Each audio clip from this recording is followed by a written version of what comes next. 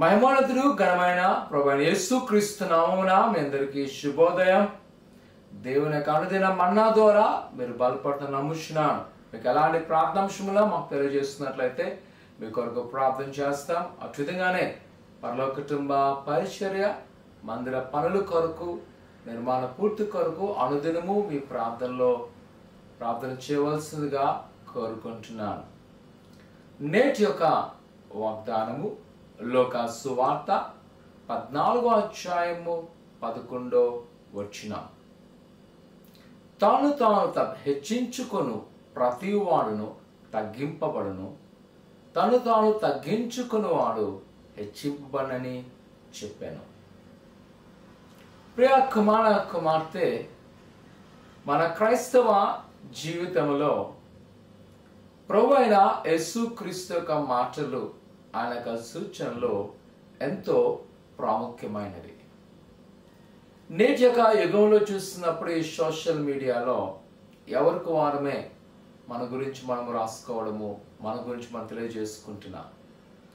కొన్నిసార్లు మనం అనుకుంటాం మన జ్ఞానాను, మన సామర్థ్యాను, మనం చేసిన పనులు చాలా గొప్పగా అనుకుంటాం.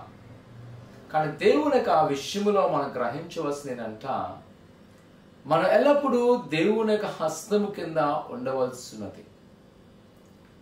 కొన్నిసార్లు మనలో ఆత్మీయమైన అతిశయముతో జీవిస్తూ ఉంటాం. నా వంటి వారు ఎవరూ లేరు, నేను అవతల వాళ్ళకన్నా చాలా మంచిగా ఉన్నానని.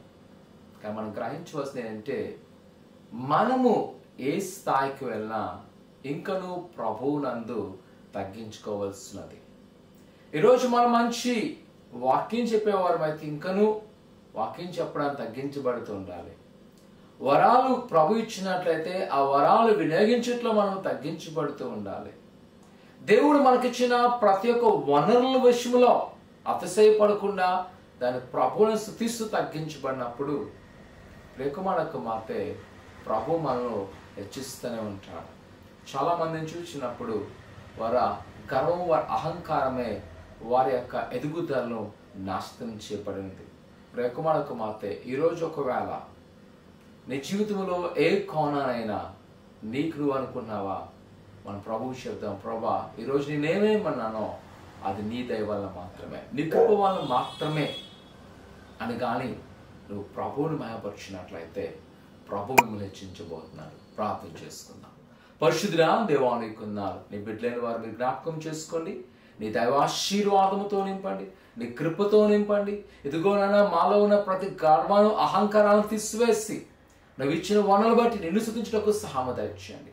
మా జ్ఞానం కాదు, మా సామర్థ్యం కాదు, అది నీ వల్ల మాత్రమే. నేను నీ యొక్క నామమును అనేమో తెలియజేయటకు సహాయం మాకు చేయమని యేసు నామమున తండ్రి, ఆమేన్. ఆయన యొక్క సూచనల ప్రకారం నడుచుకుందాం. ప్రభు మనం బహుగా ఆశీర్వదించును గాక. ఆమేన్.